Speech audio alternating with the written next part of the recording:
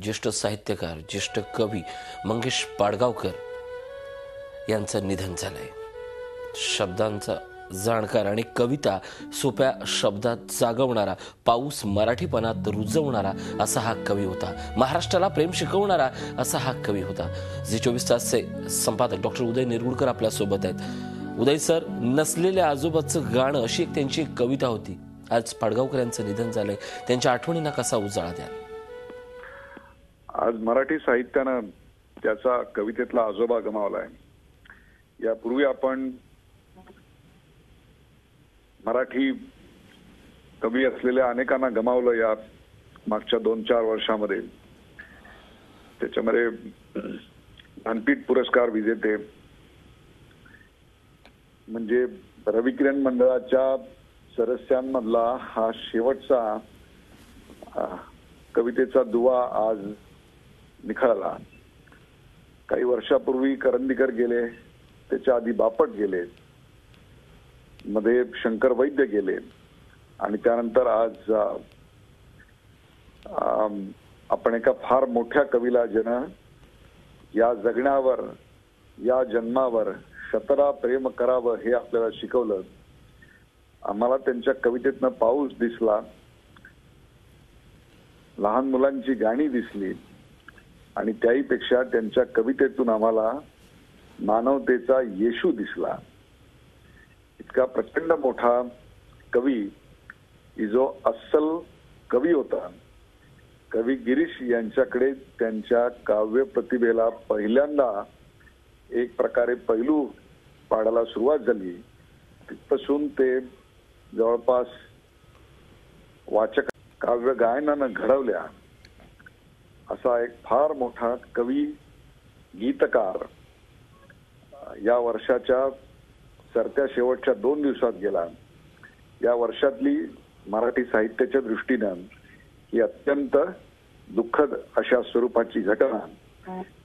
आम्ही केवळ एक कवी गमावला नाही, तर कवितेची दृष्टी देऊ शकणारा असा एक महान साहित्यकार गमावलेला आहे। आपल्यासोबत कवी अशोक नायगावकर आहेत। सर, शब्दावर प्रेम करणारा आणि प्रेमावरही प्रेम करायला शिकवणारा असा हा कवी आज काळाच्या पडद्याआड गेलाय। काय प्रतिक्रिया आहेत, काय आठवणी आहेत या सगळ्या व्यक्तित्वावर? खरं तर अनेक वर्षांचा त्यांचा जो सहवास मिळाला कवी संमेलनाच्या निमित्तानं आणि त्यांच्या कुठल्याही पुस्तकाचं मागचं पान उघडलं तर एवढ्या 18, 20, 21 अशा आवृत्त्या असलेला मराठीमधला अभूतपूर्व असा कवी। म्हणजे कादंबरीला अनेकदा यश मिळतं, पण कवितेसारख्या ज्याची पुस्तक खपत नाहीत असं म्हणतो, तर त्यांच्या एकेका पुस्तकांच्या 18, 20 आवृत्त्या आल्या आणि ते एकदा तर मला म्हणाले, नायगावकर, मी मराठीतला सर्वात श्रेष्ठ कवी, आम्हाला 1,00,000-1,25 लाख रुपये रॉयल्टी मिळते म्हणून, असं ते एकदा अभिमानानं म्हणाले होते। तर पाडगावकर रंगात आले की काय मस्करी, काय हास्य विनोद आणि संबंध आम्हा पुढच्या पिढीतल्या सगळ्या कवींच्या बरोबर अगदी हास्य विनोद करत त्यांना त्यांच्याबद्दल काय मत आहे, तुमचं काय नवीन चाललंय हे सगळं उत्कंठेनं विचारणारे त्यांच्या बरोबर अनेकदा प्रवास करण्याचा योग आला। त्यांना काय किंवा ते सुर्वे, करंदीकर यांना घेऊन अनेकदा सूत्रसंचालन करण्याचाही योग आला। तर ही खरं तर ही खूपच मोठी माणसं एवढ्या प्रचंड 80 जवळजवळ 60 वर्षाहून अधिक काळ, 60-70 वर्ष ज्यांचं सृजन चालू होतं हे दुर्मिळ आहे मराठीत, खरंच सांगतो। आणि काय पानोपानी शुभशकुनांच्या कोमल येवल्या रेषा, हे सगळं जे काय आहे ना, ते कसं सुचतं असं वेंगुर्ल्याचा पावसात जन्माला आलेला हा माणूस आणि मराठीचं सगळ्या थरातल्या हृदयात जाऊन पोहोचला। नाहीतर काही कवी फार अमुक एका विशिष्ट वर्गापुरते मर्यादित असतात, विशिष्ट क्लासचे असतात। पाडगावकर हे सर्वांचे झालेत, तुम्हाला सांगतोय। क्या बात आहे, क्या बात। फार म्हणजे ते आज नसले ना, या वर्षभरात तुम्हाला सांगतोय 2 धक्के आहेत। कारण माझे अगदी जवळचे शंकर वैद्य गेले आणि आता पाडगावकर गेले, तर अगदी हाताच्या बोटावर मोजावत अशी ही माणसं. दुःख आहे खरंच, तुम्हाला सांगतो, मला भरून येतं अगदी. धन्यवाद धन्यवाद. आपल्यासोबत कवी अशोक नायगावकर होते की प्रत्येक मनामध्ये गेलेला आणि मनामध्ये रुजलेला असा हा कवी होता.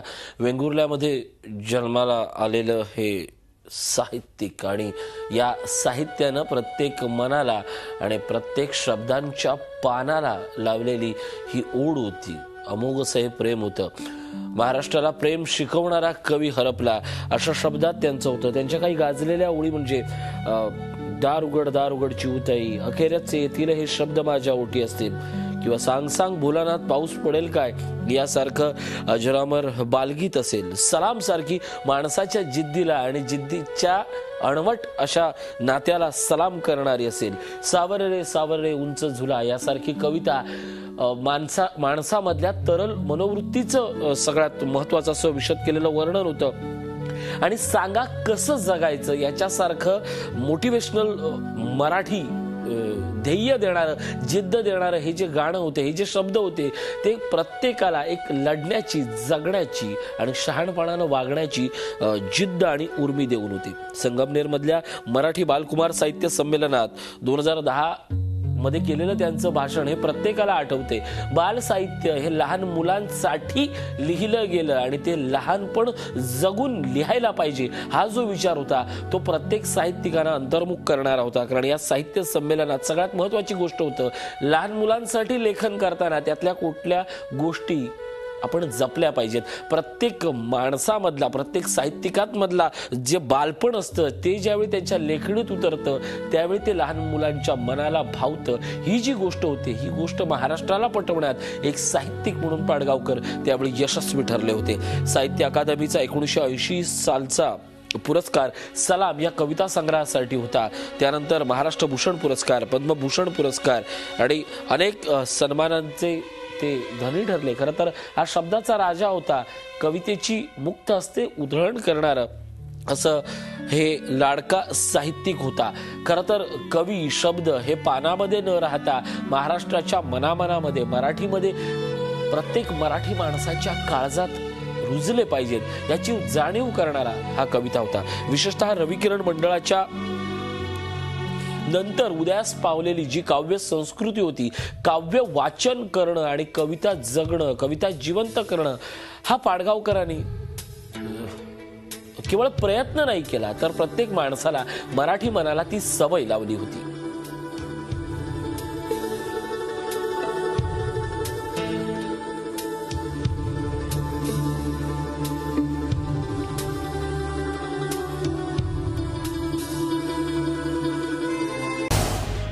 झी 24 तास रहा एक पाऊल पुढे.